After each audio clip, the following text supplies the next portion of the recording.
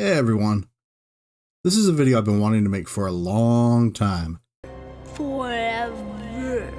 And even after that amount of time, I still believe Midjourney is basically unkillable. Obviously things can always change, but unless something drastically changes and isn't just the next hyperbole from some other AI YouTuber, Midjourney is here to stay for quite a while. And I'm not just saying this to go against what others have claimed and to be contradictory. Okay, well, I am sick of the Midjourney killer trope, but in all honesty, it's because I still continue to use it for a few reasons that makes it far superior to everything else that's out there. Let's start with the number 4.3 billion. I'm not sure what the exact number is, but it's somewhere just below 4.3 billion. And what do I mean by that? Well, with any of the other options out there, they might have a bunch of other models that you choose if you want to get a specific style, be it anime, Pixar, photorealistic, 8-bit, cute stuff, etc. And they could have hundreds and even thousands of these. Midjourney instead has what's called style references.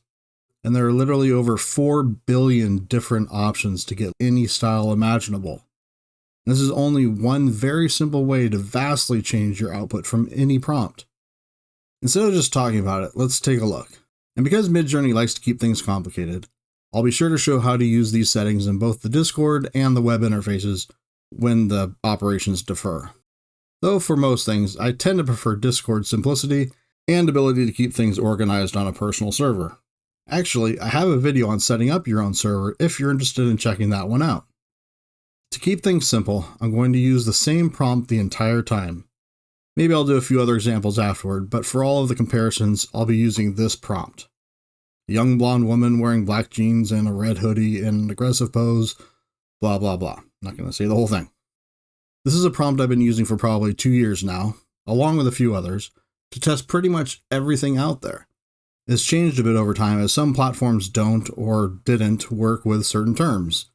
I used it a long time ago. In fact, here are some earlier iterations using this prompt, or at least a version of it. These first two scary ones were from Blue Willow back in February of 2023. But hey, it was free, and it was amazing back then. Then I upgraded a bit to Leonardo. These look much better and would be considered competent artwork, but nothing amazing and very simplistic. DALL-E 3 was able to produce this about a year ago. Not too bad still. But it was still far from anything realistic. It did have a good style though. 7 months ago, back in March, this was the best I was able to get with Ideogram 1.0. They were definitely trying to catch up at the time, but at the same time, they were much more well known for their text. Meanwhile, at the same time as the DALL-E 3 images back in October of 23, I was getting this quality from Midjourney. Definitely much better.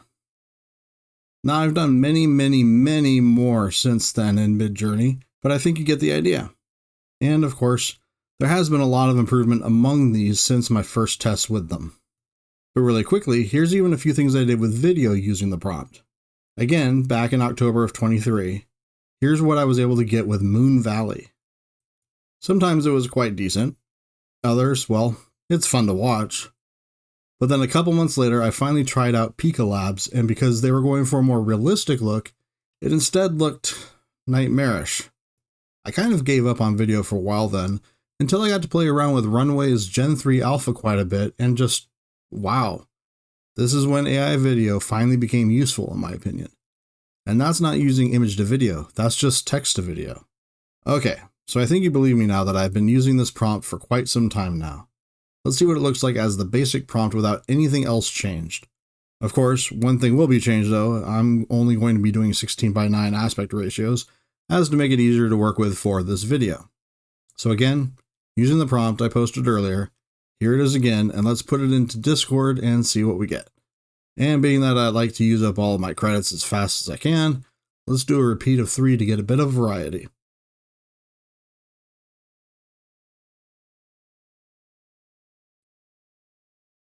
For the most part, they all turned out great, though there definitely are some issues. But overall, I like the look of them. Quickly though, you can tell that other than the second image in the first set and the first image in the third set, it has no idea what a halberd is. A lot of the time it's more of a sword or just a staff.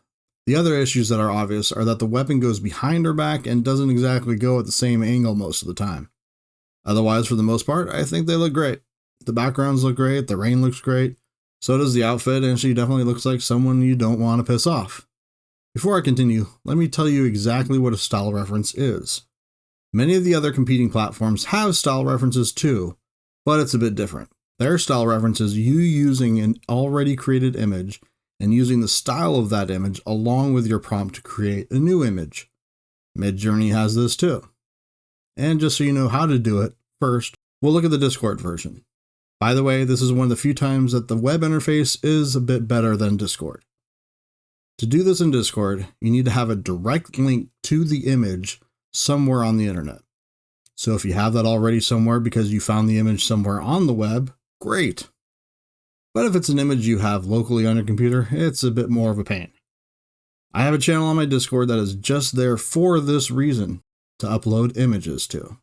So drag and drop your image onto the Discord channel and then hit enter to send it. I'm going with a Van Gogh self-portrait, so the style should be pretty obvious. Then, once the image shows up as being posted, right-click the image and choose Copy Link. With that link copied, go back to your regular channel that you were creating images in. Now, when you input the prompt, at the end you're going to add --SREF, or SREF, obviously short for style reference, and then a space, and then paste the link you copied. It's going to be a long mess of characters, but it shouldn't be a problem. Once you know you have your prompt done, hit enter. You can see that while it's processing, the prompt has changed a bit because it changed the actual link to an MJ run link. You can use that from now on if you plan to use that image again. And these turned out great. It clearly gave me the image I was asking for with the prompt, but now it looks as if Van Gogh painted it. At least for the most part. With the web interface, put in the prompt as per usual, but for the reference image, click the picture icon on the left side of the prompt. This will bring up a list of images you've already used. So you can already see the Van Gogh that I used through Discord. Normally you just drag and drop the image onto the box that says choose a file or drop it here, in case that wasn't obvious enough. But for now, I'm just going to select the image that's already there. With the image now showing in the prompt area, you need to mouse over it and choose the middle of the three icons to have it used as the style reference. And that's all there is to it with the web interface. And no surprise that the images turned out to be just variants of the ones created through Discord. As great as this can be, it's still limited to you already having an image to use for the style reference. But what I referred to earlier with the 4.3 billion is that Midjourney has that many more options for the style reference built into its system. So instead of adding in the link, you put in a number, and that number can literally be anything from 1 all the way to about 4.3 billion. That's 4 with 8 more zeros. If you use any number higher than that, it will randomly assign a number within the usable range. The main problem with this is that there is no organization or order of the billions of numbers as to what each style is. Many people have started catalogs of what every single number does, but the insane amount of options becomes daunting very quickly.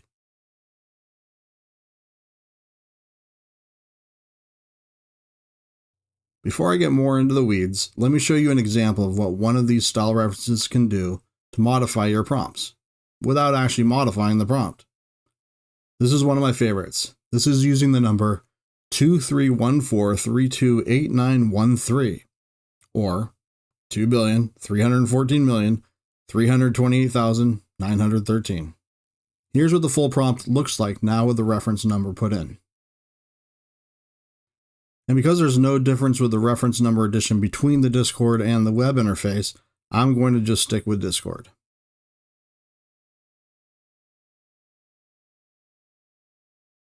And here's what we get. I love this style. It gives a nice whimsical modern cartoon style, but you can see that the style kind of differs a bit between each of the four outputs. So to complicate things, now I'm going to introduce you to style weight. This is another modification that you can add to the end of the prompt. What style weight does is basically make how powerful the style reference you are using over the regular prompt without it. It ranges from 0 to 1000, and the default, which you currently see in the first output, is 100. To get a good array of examples showing how much the style weight can really change your output, I'm going to do one at a very low 25, another at a much higher 500, and then go to the top at 1000. The way to add style weight is simply add --SW. Be sure not to get this confused or mixed up with the plain --S for style. Of course, you can simply do all three versions in one simple prompt using curly brackets. So the prompt will now look like this. And now to see what variations we got from those. Looking at each style weight individually, you can first see that 25 doesn't really do much of anything. It looks a bit less realistic than not having a style reference at all, and it looks great, but obviously only putting it to 25 isn't going to change it all too much. Here's 100 again. Now you can really see how much that weight adds to the style, though at 100 it just doesn't seem to be consistent. But honestly, I think all four images look pretty good. On to 500. This is where you can really see what the style is specifically supposed to be. It's leaving very little of the original version when the prompt didn't have style. If anything at all, the foreground and the background are now consistent with the amount of detail and cartoon look. Going up to 1000 doesn't seem to really change it too much from 500. I think it might just be a bit less detailed and flat. Looking at one image from each of the weights together, you can see the drastic changes between each. At least the first three. But one very important thing I need to point out. Earlier on in the video, I mentioned that Midjourney doesn't seem to know what a halberd is. But regardless of the style weight, this style reference does seem to have a good idea of what one is. And that's where a lot of experimentation comes into play with Midjourney. Just because something isn't known or recognized when you try it first, it might work perfectly using another style reference. Now to take this up another notch. What happens when you add style, or stylization, to the prompt while using style weights with your style reference? 100 being the default, there's no reason to try below that, but I like using 750 all the time. Again, using the same prompt from before with the 3 style weight iterations, I'm going to add a --S for the style with 750 to it. And I forgot to do one with just the regular 100 style weight, so let's do that really quick first. You can see that the 750 style really takes over and changes the images, regardless of style weight, and whether or not you like this is purely up to you. With both the 25 and 100 style weights, you can barely tell that it's using the style reference at all, except for the fact that the prompt does say cyberpunk, while it's definitely pushing the more fantasy look from the style still. And the 100 does have a bit more of an unrealistic look, but it's not too noticeable. When you get up to the 500, you can definitely see what the style reference weight does. And I think, in this case, the style set to 750 along with the 500 and 1000 weights, that looks much better. Unless you're going for a very simple flat cartoon look. I think the more detailed look that the higher style number adds is perfect. There are more modifications that can make huge differences, but I basically haven't used them since a couple of days after they were released. I feel they're more of a gimmick. And those would be weirdness, which Midjourney defines as introduces quirky qualities to your generated images, resulting in unique and unexpected outcomes. The other being variety, which I believe is more well known as chaos. Midjourney defines this as influences how varied the images are. High values will produce more unusual and unexpected results in compositions. Lower values have more reliable, repeatable results. Real quickly, you can see here that although the images are actually pretty interesting, the weirdness practically nullifies the style reference and makes it feel more like you or the character is on some type of acid trip. And then here with the chaos outputs, although the style pretty much stays in, even with the 100 style weight, now it kind of is, well, chaotic. But basically it comes down to zero consistency. Sometimes it's right on the money, sometimes not even close. So yeah, as interesting as weirdness and chaos may be, we're going to ignore those for now. One more addition that can be used to change the outputs is your own personalization.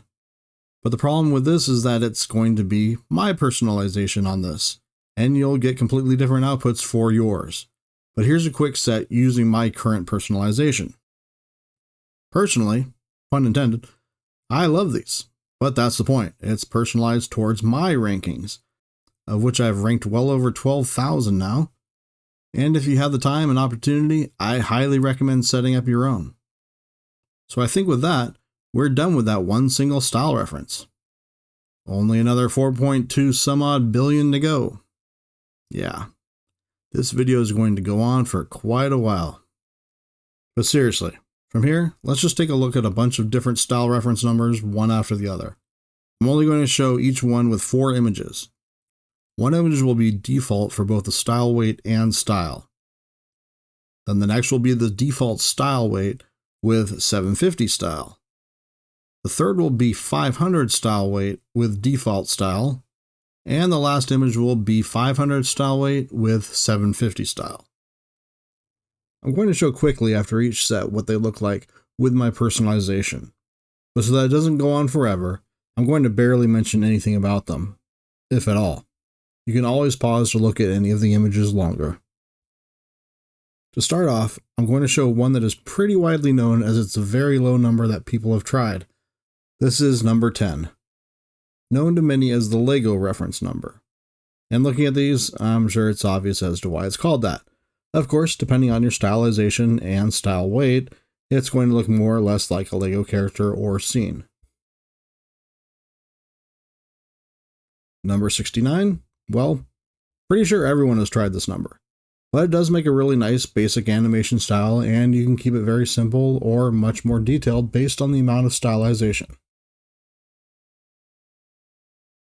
476 is great. Obviously, this looks like a wood carving. I will say though that it works best when the main subject isn't a person. As you can see in these, that the girl still looks more realistic than the rest of the scene. 726 looks to me like scenes photographed in the 50s and then colorized in post. This is one where I definitely like the personalization much more, and not for the reason of making the girl more attractive, but I love the background so much more, how it added in the classic cars in each of them, regardless of the weight and stylization. 6969, another number that many people have tried, and there will be a few more like that I'm not going to mention about this again. It really reminds me of the artist Alphonse Mucha. Though this might look pretty cool, I highly recommend trying this with land and cityscapes. 42069. Do not use this if you want to clearly see your subject. But if you like super high contrast, backlit characters in a realistic setting with very little color, this is your number. Usually only red shows through, or at least colors you specify in your prompt. 69-420. This is one of my favorites. It takes your subject, stylizes it, and makes it stand out in front of an impressionistic brushstroke background of yellows, greens, and white. The red of her hoodie seems to be the only other possible color pushing through. And it's another where I really like the personalization again, although the 100-750 doesn't even really retain any of the style. 72-977, a very realistic looking photograph style where the subject is usually shown from a worm's eye view, and a lot of the lighting and bokeh effects are used. J.J. Abrams would be proud of the lens flares. 88-760, similar to 69-420, but this is instead all about the red along with grays and white. This one completely gets rid of all ideas of a background. Remember, the prompt says dark steampunk city in the background, and that's nowhere to be seen. Okay, the numbers only get longer from here, so I'm going to stop verbalizing them. I'm sure you have no problem reading the numbers at the top of the screen. This one creates a dark, mostly blue, mosaic. Looking closely, you can see that it's made up of mostly simple rectangles and circle shapes. You can get some really beautiful results with this one, if this style is your thing. This is hands down one of the weirdest ones I've come across. I have no idea how to even describe it. The subject always looks pretty normal until you look closely, and maybe a bit more of a maquette, but everything else looks almost like it was taken over by some weird globulous alien entity, though this one can be a lot of fun. This is the more whimsical version of the mosaic style we just looked at. except this one also has no limit on the colors used. While I'm reminded of the bokeh lighting one from earlier, this one has a bit more of an in-focus background, but instead the color is washed out quite a bit. And also this ditches the worm's eye view. Because of the washed out background, you get a really nice focused and high contrast of your main subject. This one makes me think of a video game cutscene. At least if it's for some type of urban fantasy. But really, for anything dark and fantasy, this would work great. Don't try for realism with this one though. Unless you put in a specific race, and even then I'm not sure, you will always get an Asian character with this number. It's a beautiful, mostly black and white ink painting style. Very similar to Yoji Shinkawa's art style. I highly recommend trying out different types of cityscapes and scenery with this one. This one is crazy. If you want something with absolute crazy, colorful lighting, you can't do much better than this. Very fun style with awesome results. Like the previous Asian art style, this one will also tend to make your characters Asian and be mostly black and white. But while the other was more of an artistic ink style, this one will instead force, not in a bad way though, classic Asian architecture into your scene. Feel free to give me a bad time for not being specific about which Asian culture though. I'm also reminded of Alphonse Mucha with this style too, but also with a bit of Brian Michael Bendis' comic style, and of course, sticking to a warm color palette. This kind of reminds me of the early days of when green screen was becoming accessible to the masses, and people were making movies where the entire set was digitally added in afterward, and only the actors were real. Except you're only getting black and white here, and you can do some beautiful things with this one. Another Asian subject style, but this is one going more for the realism with a very warm lighting style. Also, it really seems to like close-ups. In my opinion, this is the best style, at least of what I've come across so far, for a very dark and evil look. As long as you aren't going for realistic. But this would definitely have been my go-to style if I had done anything specific for Halloween, or if I was just trying to do concept work for a horror film.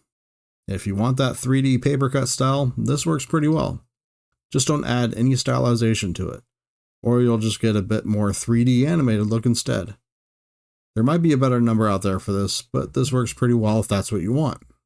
This likes to take the three-dimensional subject and put them up against a flat wall that is kind of an abstract mix between collage and some graffiti. This one really doesn't seem to stand out until you up the style weight, and that's when you can start to see a bit of a 3D anime style. This looks kind of like a Art Nouveau or vintage watercolor style. Probably not one I'd ever really use, but it's really just to show how pretty much all styles are available. First off, I don't know what that is behind the girl in the first image, but it's creeping the heck out of me. Second, this could be a really nice comic book style. I'm sure I'll be playing around with this one a bit more. I've come across a lot of specific anime styles, though this is probably one of the best I've come across so far. Some tend to be too cutesy for my taste. This one kind of boggles my mind. First, let's make sure the background is blue, but that it's so that you can't really tell what the heck is going on. On the regular 500 style weight, you can't even tell if there's supposed to be buildings in the background. And then with that, let's make sure that that character is completely recognizable and detailed, including red for the hoodie and blonde hair. Bizarre, but a fun style. Here's a style that I will most likely never really be using. Now, if I had a daughter, I'm sure she'd ask me to make images all the time with it. But for now, just a bit too girly for me. The same kind of goes for this one too, except this would be the cute anime version of it. Maybe considered kawaii, which I never really understood. I just thought it was one of the Hawaiian Islands. Either way, I'm sure someone would like this one. This is a great comic style. It reminds me of the old pulp magazines and comics. And you can get a huge variety on the amount of detail by how much weight and style you put into it. Though I'm not sure it's entirely possible to get rid of the yellow. And the last one, this is another of my favorites. To me, it looks as if Luis Royo decided to switch to a more gothic style in the Victorian era. And one way you can tell it's one of my favorites, when you look at the personalization versions, there really isn't much of any difference from those without it. With the plethora of examples I've shown you, there can't possibly be anything else, right? Ha! Of course there's more. This is actually something I've not messed around with until very recently, and the results can be quite exciting. Of course, that depends on your prompt and what other choices you make. So, after all of those style references, why should we settle for one style reference when you can use two or more? Even better. Using two numbers together, you can get some really cool outputs. 3 might be possible, but I think if you do more, it's just kind of washing it all out. Once again, I had too much fun creating more images, and this tends to happen to me a lot. So here are 10 quick examples using 8 of the previously used style reference numbers mixed together. Here's the stylized realism with bokeh mixed with the super colorful. Again, the stylized realism with bokeh, but mixed with the dark and creepy. This is the blown out background realism mixed with the dark and creepy. This is the black and white Asian ink mixed with the super colorful. And now the super colorful with the dark and creepy. And here's the super colorful with the whimsical modern cartoon. I love this one. This is the super colorful with the Victorian Gothic oil painting. Now for some dark and creepy with the Victorian Gothic oil painting. There's another great one. Whimsical modern cartoon mixed with the Victorian Gothic oil painting. And the last one. Uber cute kawaii mixed with the Victorian Gothic oil painting. So you can see the styles available are practically endless. By doubling up the numbers, you're getting an additional 18.49 quintillion styles. Yes, that's a number, and I had to look it up. But that's 4.3 billion times 4.3 billion. Okay, I think I'm done showing how the options for Midjourney are endless, but let me show you one more thing for the style reference numbers that might make it easier for you to try out some of your own numbers. You can do what I did and go through all the numbers that might be significant to you in some way. Be that birthdays, phone numbers, parts of both of those, then whatever other numbers you can think of. But then maybe you just don't want to think about it. Well, it's very simple. You can literally, instead of putting in a number, just put in the word random. And this will do exactly that. Give you a random number that's obviously within the 4.3 billion number range. And to make it even more fun, do it with a -- repeat to try out a bunch of randoms all at the same time. Using the same prompt that I've been using throughout, I'll add the random and then I'll give it a 500 style weight to make it more obvious, and then a repeat of 4 to try out 4 different styles.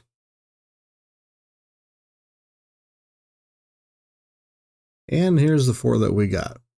First, it gave us this number. Actually looks really good. It seems to have a tendency to want to go for an apocalyptic look. I'll have to play around with this one some more. Next, we got this with the second number. Welcome to the colorful world of H.R. Giger. Now your xenomorphs have more blood.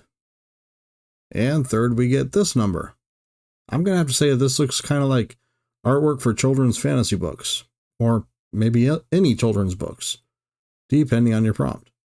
But it definitely has an affinity towards that style of building, as the prompt, once again, is supposed to be dark cyberpunk city background. And last, we get this number. And with the final one, I'm going to go with washed out, high contrast, super skinny model shoot. I'm actually kind of surprised. Only 4 randoms, and it came up with a couple that I'll most likely mess around with some more. Well, I guess that's what random means. There's so much more that Midjourney can do, and there are always new features being added to give the user more options to create anything you want, the way you want. I know there was a lot of information in this video. If you have any questions at all, please feel free to ask in the comments below, or let me know if there's something else specific you'd like me to cover in another video. Either way, I appreciate you watching, especially if you got this far. But what would really help is if you would like the video, subscribe to my channel, and maybe share this video with a friend or an enemy. Thanks again, and I hope you have a wonderful day.